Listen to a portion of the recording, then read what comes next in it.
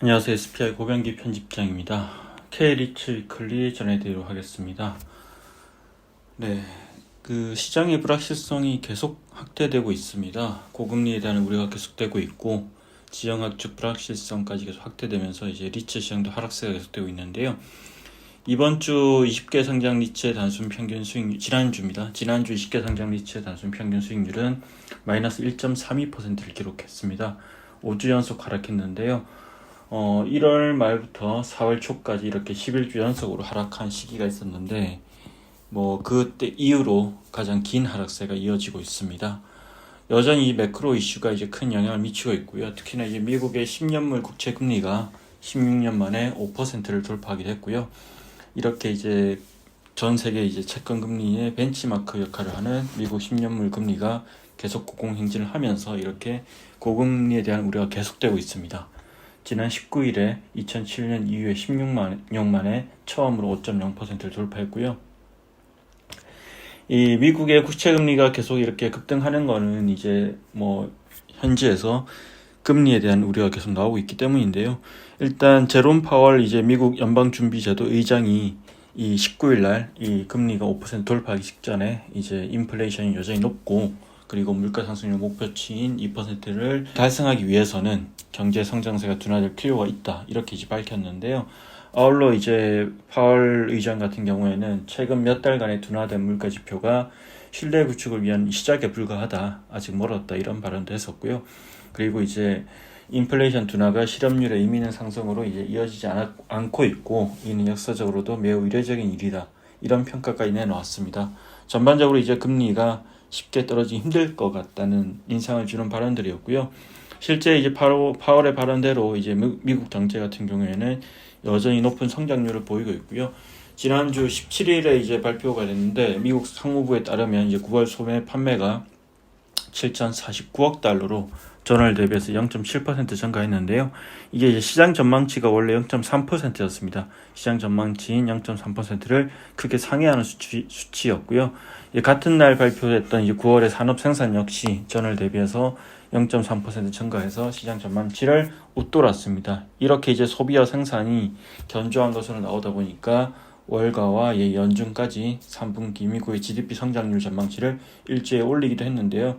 여전히 이렇게 이제 미국 경제 강세를 보이고 있고 이 전반적으로 금리를 쉽게 인하하기는 힘든 그런 상황이 계속되고 있습니다.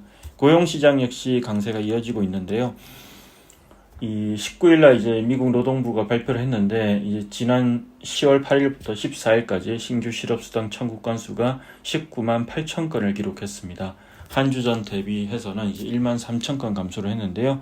이는 이제 지난 1월 21일 주간 1월 중순에 있었던 이제 그 주간에 19만 4천 건 이후로 9개월 만에 가장 낮은 수치이고 또 월스트리트 저널이 집계한 전문가 전망치인 21만 건을 화해하는 수치입니다. 여전히 이렇게 고용시장의 강세가 계속되고 있다. 이렇게 볼 수 있을 것 같습니다.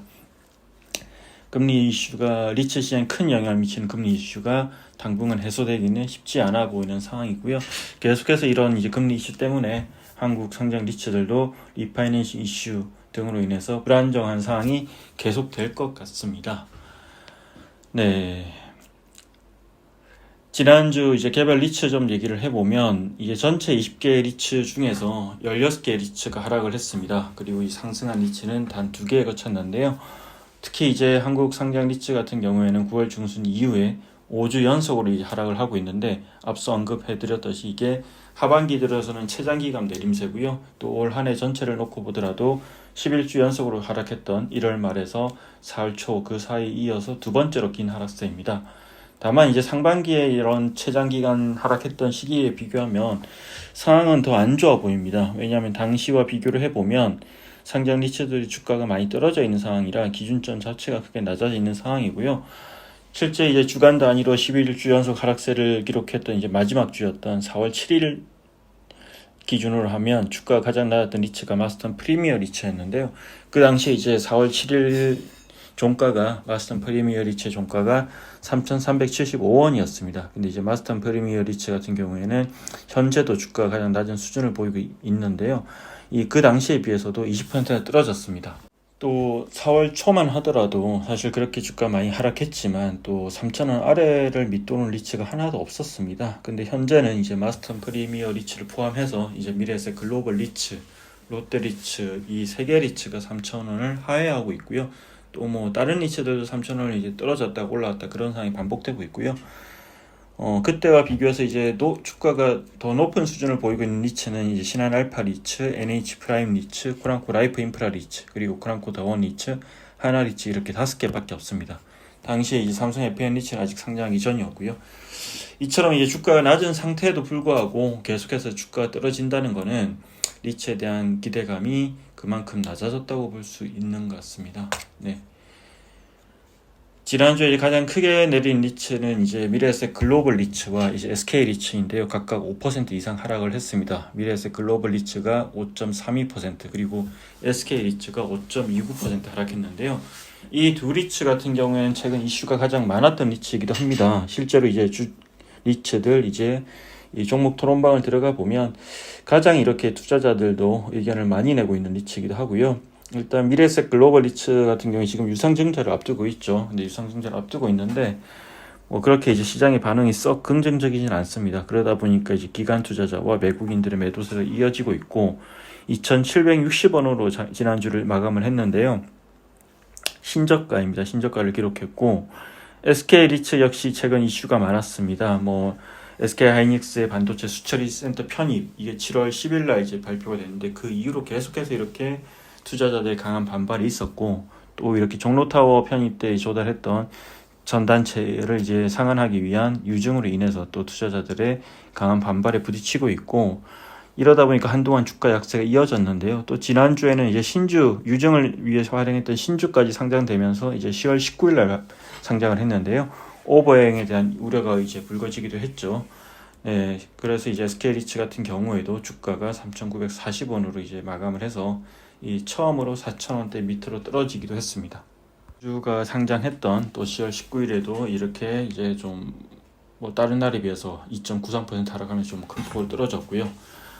네, 그리고 이제 또 이 두 리츠 외에도 이제 ESR 캔달스퀘어 리츠나 이제 마스터 프리미어 리츠 같은 경우에도 크게 내렸는데요. 이 ESR 캔달스퀘어 리츠 같은 경우에는 이제 한 주간 3.14% 내렸는데요. 최근 이렇게 이제 하락세가 계속되고 있는 이유는 외국인들의 이제 매도세가 이제 이유로 꼽히고 있고요.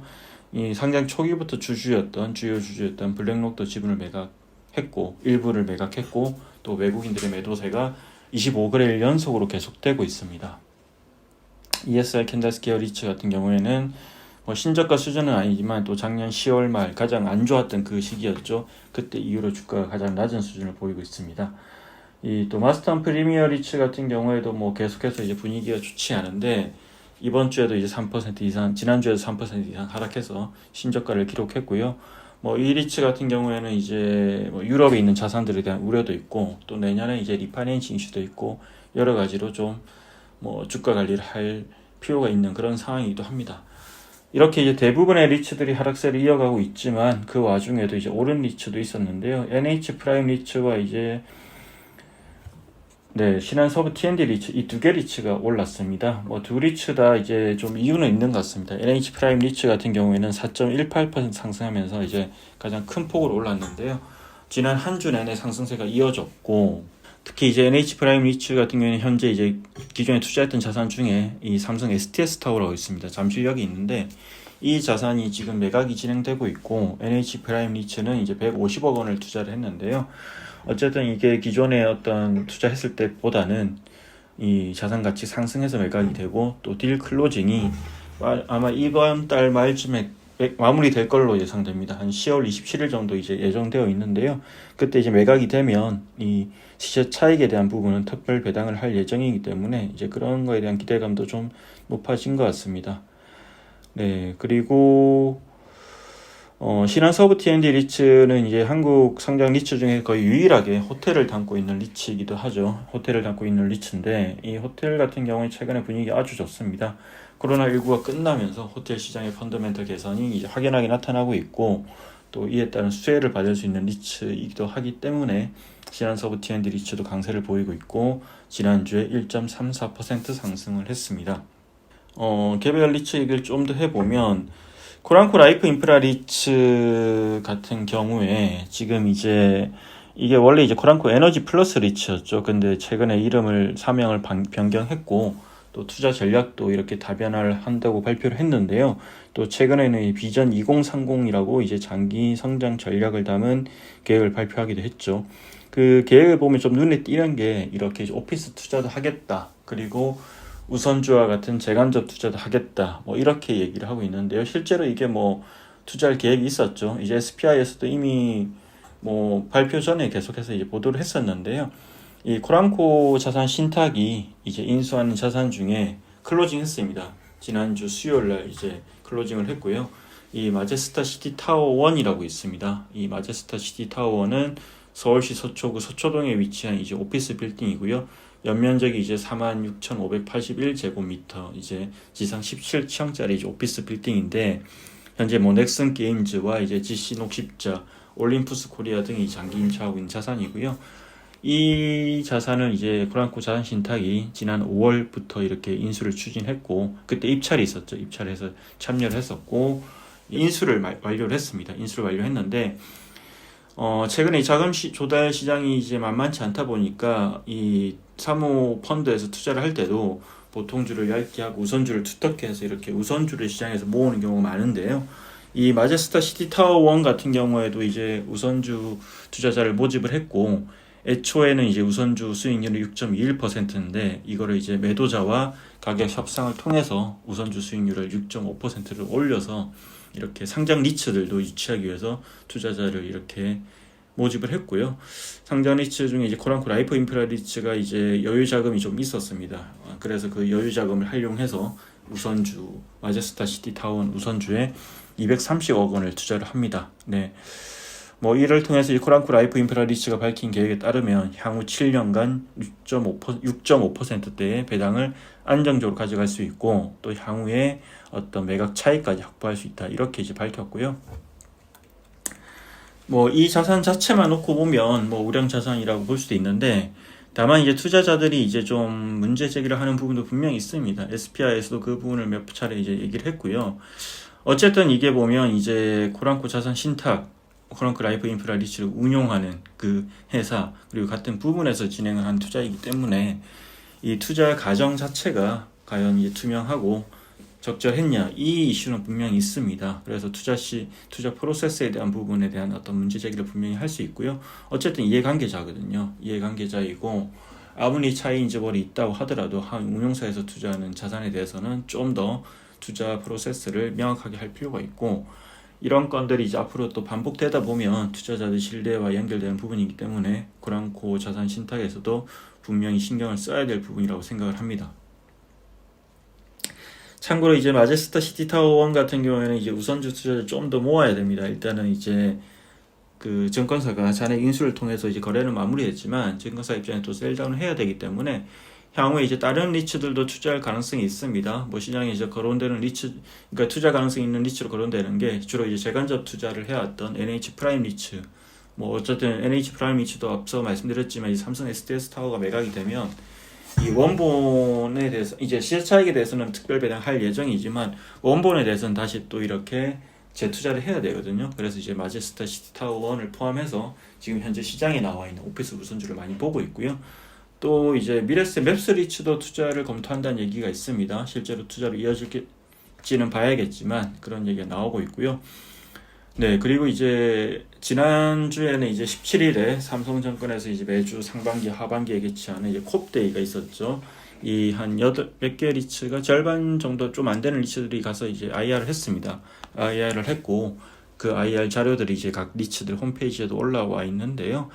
이 이지스 밸류 리츠, 여기는 뭐 거의 매번 IR에 참여하고 적극적으로 IR을 하는 곳인데요. 여기서도 이제 그 향후에 어떤 계획으로 운용을 할지 이렇게 이제 핵심 전략, 향후 계획에 대해서 발표를 했는데요. 넥스트 플레이와 비교적 구체적으로 소개가 됐습니다. 네, 보면 이제 플라이트 투 퀄러티와 자산 매각 및 자본 재조정을 통한 캐피탈 리사이클링에 초점을 맞추겠다. 이렇게 이제 발표를 했는데요. 플라이트 투 퀄러티는 최근에 이제 SPI에서도 많이 이렇게 소개하는 이 오피스 시장의 특징입니다. 아무래도 이 오피스 시장, 글로벌 오피스 시장이 전반적으로 안 좋고 한국은 또 다른 양상으로 아주 좋게 나오고 있지만 어쨌든 향후에 이제 좋은 임차인들을 유치하기 위해서는 오피스에 대한 퀄리티가 상당히 과거와는 다른 퀄리티를 요구받는 그런 플라이트 투 퀄리티 전략이 좀 각광받고 있고, 그런 이제 K-리츠도 이런 전략이 필요하다는 얘기가 계속 나오고 있는데요. SPI에서도 이제 과거에 이제 K-리츠는 플라이트 투 퀄리티 전략에 준비가 됐는가 이런 이제 글을 소개한 바 있는데요. 그 당시에도 사실 이제 그 글을 썼던 이유가 이즈 밸류 리츠 같은 경우에 그런 전략을 준비하고 있기 때문이다, 이렇게 소개를 해드렸고요. 실제로 이번에 이제 IR에서 그 플라이트 투 퀄리티에 대한 부분을 상세하게 설명을 했습니다. 그래서 이제 구체적인 사례로 이렇게 태평로 빌딩의 리모델링 사례도 이렇게 보여주기도 했고요. 그리고 또 이렇게 자산 매각과 자본 재조정을 통해서 캐피탈 리사이클링을 통해서 투자자들한테 좀 더 좋은 수익률을 제공하겠다, 이런 이제 계획을 발표했고요. 향후에 이제 태평로 빌딩 이제 리파이낸싱 프로 관련해서 어떤 계획들, 그리고 어떤 뭐 다른 자산들, 물류라든지 데이터 센터, 그리고 오피스에 대한 매각 계획, 이런 계획들을 밝혔습니다. 네. 이번 주 K-리츠는 여기까지 전해드리도록 하겠습니다. 고맙습니다.